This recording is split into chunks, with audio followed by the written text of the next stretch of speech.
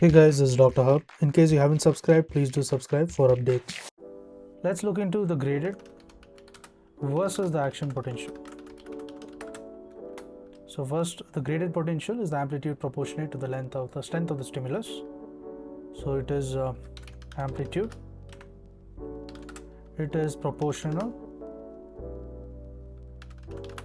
it is proportionate to the strength of stimulus.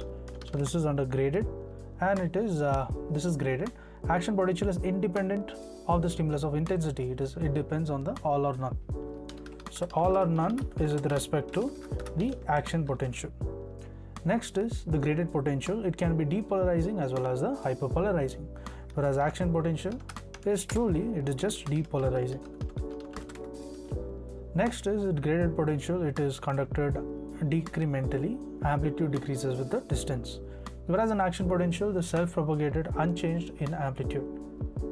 So in graded potential, it is conducted decrementally and the amplitude decreases with distance.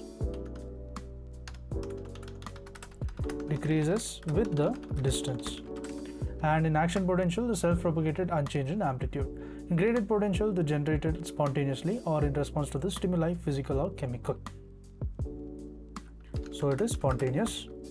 And action potential is generated only in response to the membrane potential. So it is generated in response. Next is the graded potential. It can be summated, whereas action potential, it cannot be summated. So summated, if you see, it will be the graded potential. Next is the graded potential. It has no threshold and a refractive period, whereas the action potential, it has a threshold about 15 MV depolarized. So threshold in case of action potential is going to be 15 MV, and this is depolarized related to the resting potential.